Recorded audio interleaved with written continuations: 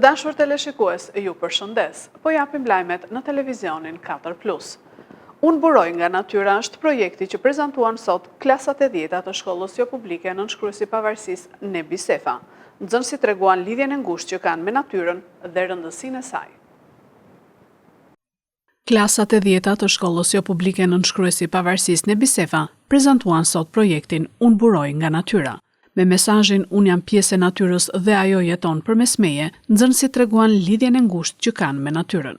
Më konkretisht, këtë lidhje ata e kanë realizuar te kopshti me produkte bujqësore bio në ambientet e shkollës, për të cilin janë kujdesur vetë. Të bazuar tek lëndët mësimore dhe të drejtuar nga mësuesit e tyre, ata përgatitën një prezantim të veçantë, ku ndërthurën historinë gjeologjike të tokës, eksperimentet në kopshtin e tyre dhe krijimet artistike që i lidhin me natyrën. Sot do të ndaj me ju një temë të veçantë, një temë që nuk është vetëm shkencë, histori apo art, por një thirrje e fortë dhe e sinqertë nga vetë natyra. Projekti ynë titullohet Unë buroj nga natyra. Ndërlidhe me të përmes shkencës, shoqërisë dhe artit, sepse natyra nuk është vetëm sfondi i gjelbëri që i jetëson, ajo është gjallëria që rrihet brenda nesh, fryma që na mban gjallë dhe burimi i pashtershëm i frymëzimit. Qëllimi ynë me këtë projekt është të tregojmë lidhjen e ngushtë që kemi me natyrën, si në të kaluarën, ashtu në të tashmen dhe në të ardhmen. Para 13.8 miliard vitesh, një pikë shumë e vogël në univers filloi të zgjerohej pas shpërthimit të njohur si Big Bang. Që në këtë moment filluan protonet dhe neutronet e para. Më pas ato, që më vonë bashkuan për të krijuar trupa hapësinore. Dhe patjetër planetin tonë Tokë. Kemi dëgjuar shpesh që pa dritë nuk ka jetë, kjo sepse energjia diellore është faktor kryes në procesin e fotosintezës, përmes së cilës bimba përdor dritën e diellit për të prodhuar lëndë ushqyese. Ky proces është thelbësor për rritjen e çdo bime. Në kopshtin tonë ne sigurohemi që çdo bimë të ketë mjaftueshëm dritë për të rritur e shëndetshme. Ne gjithashtu kemi vënë re se bimët që janë atje rriten më ngadalë, pikërisht sepse nuk kanë mjaftueshëm dritë dielli për të kryer fotosintezën. Mësueset Kristi Dedej dhe Jonida Bardo që drejtuan projektin tregojnë eksperiencën që kaluan së bashku me nxënësit në këtë projekt të bukur. Unë i kam ndjekur fëmijët, nxënësit tanë që në momenti i parë që pama të tokë që na u duk vërtet shumë e madhe për ta punuar dhe për të marrë ato frutet e ajo toka, deri në momentin që ne vërtet ja dolëm mban dhe ne arritëm që të përfitonim aq shumë nga natyra, nga ajo tokë.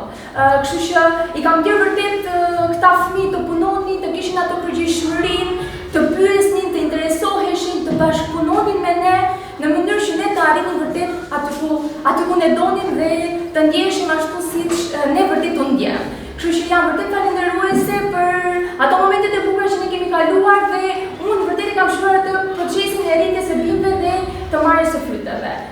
Jam vërtet përgjegjës dhe kam krijuar dhe kam bërë një punë të mrekullueshme tek ajo toka dhe tek ai kopshti jon i vogël. Dua të citoj një prej ideve më të rëndësishme të veprës Fauci të Goethes, i cili thotë se shkenca mund të marrë, mund të nxjerrë përgjigjet e pikpyetjeve që lidhen me natyrën, por nuk mund të dot kur ta rivalizojë atë, sepse përgjigjet e vërteta janë atje te natyra.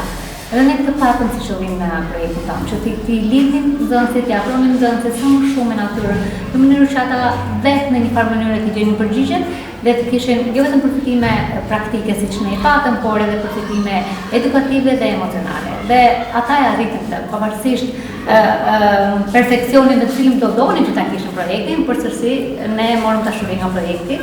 Në shenjë mirënjohje dhe vlerësimi kemi përgatitur një certifikat të cilin duam të ndajmë në Lancën. Lanca po.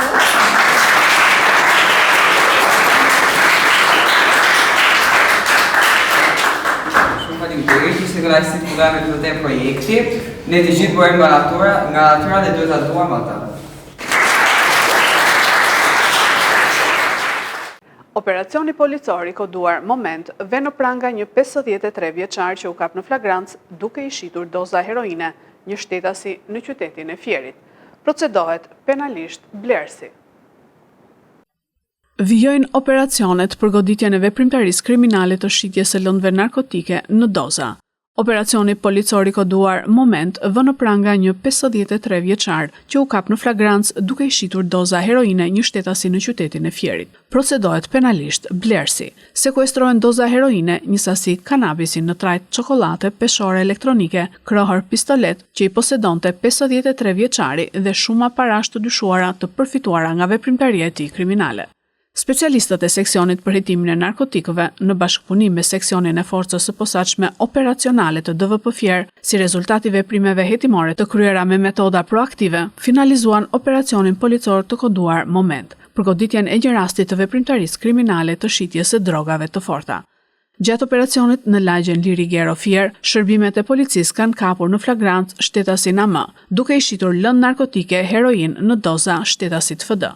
Gjatë kontrollit fizik ndaj shtetasit AM dhe në banesën e tij, shërbimet e policisë gjetën dhe sekuestruan një sasi lënde të dyshuar narkotike heroin të ndarë në doza gati për shitje, një sasi lënde narkotike kanabis në trajt çokolate, një krahër pistolete, një peshore elektronike dhe shuma parash të dyshuara të përfituara nga shitja e lëndës narkotike. Gjithashtu në cilësinë e provës materiale u sekuestrua dhe automjeti që ky shtetas përdorte për këtë veprimtari kriminale. Në vijim të veprimeve procedurale u arrestua në flagrancë shtetasi AM 53 vjeç banues në Fier dhe nisi procedimi penal në gjendje të lirë për shtetasin FD 37 vjeç banues në Patos. Materialet procedurale ju referuan prokurorisë pranë gjykatës së shkallës së parë të juridiksionit të përgjithshëm Fier për veprime të mëtejshme. Kryetari i Partisë Demokratike Sali Berisha ka reaguar para gazetarëve në lidhje me zgjatjen e hetimeve për ish-presidentin e vendit Ilir Meta dhe manipulimin e zgjedhjeve të 11 majit. Kryetari i Partisë Demokratike Sali Berisha para gazetarëve ka reaguar në lidhje me zgjatjen e hetimeve për ish-presidentin e vendit Ilir Meta. Meta po mbahet në burg pa prova dhe ky është një akt politik, tha Berisha. Vendimi i fundit i kreut të organizatës kriminale Edi Rama dhe Altin Troplinit për të mbajtur në burg kryetarin e Partisë së Lirisë, Partisë dytë, Partisë opozitare më të madhe të dytë më të madhe, është një akt politik kriminal që dëshmon frikën dhe të merrin e Edi Ramës nga Ilir Meta, që dëshmon papajtueshmërinë e tij, intolerancën absolute, atërore, ndaj opozitës dhe opozitarizmit. Kryetari i Partisë Demokratike Berisha vazhdoi në deklaratën për shtyp me denoncimin për manipulimin e zgjedhjeve të 11 maj 2025, ku gjatë ditës së votimit në Petrel, sipas tij, janë gjetur karta identiteti që përmbajnë të gjitha elementet e dokumentave personale, përfshirë fotografi dhe numra të hedhura në tokë.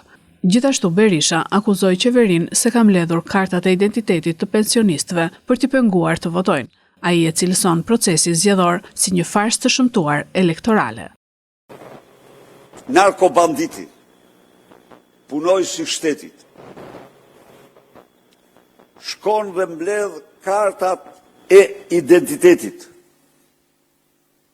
të qytetarëve në pretekstin se do u jap pension, do u disbursoj pensionin, dhe kartat ja u mban duke ditur bindjen e tyre politike që ata të mos votojnë. Pra ky bandit, punojësi i shtetit, narkobandit, ky me urdhër të Edi Ramës shkelmon të drejtën kushtetuese themelore të qytetarëve.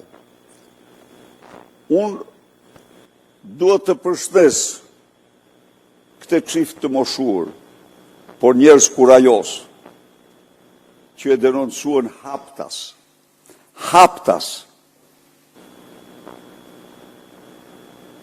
Këtë akt të përsëritur në mira raste.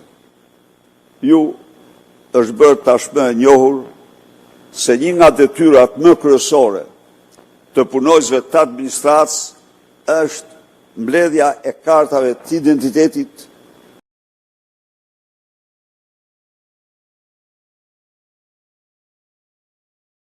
Policia e Lushnjës dhe e Fierit ka arrestuar 9 shtetas për vepra të ndryshme penale.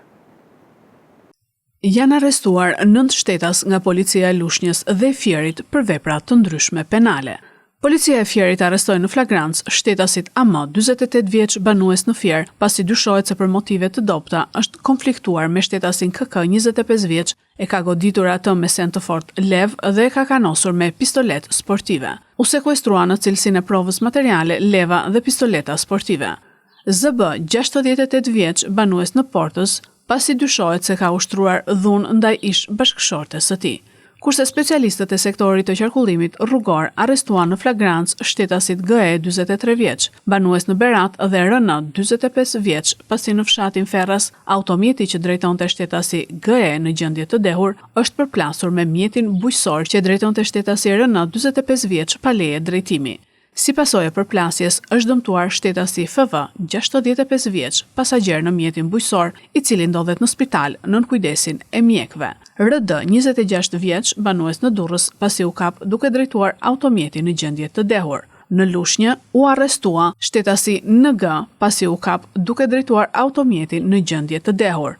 Në Mallakastër u arrestua shtetasi PH, 46 vjeç, pasi u kap duke drejtuar motomjetin në gjendje të dehur. Gjithashtu në Levan u arrestua shtetasi KM, 42 vjeç, pasi u kap duke drejtuar automjetin pa leje drejtimi, dhe në Lushnjë shtetasi FS, 47 vjeç, pasi u kap duke drejtuar motomjetin po pa leje drejtimi. Materialet procedurale ju referuan prokurorisë pranë gjykatës së shkallës së parë të jurisdiksionit të përgjithshëm Fier për veprime të mëtejshme.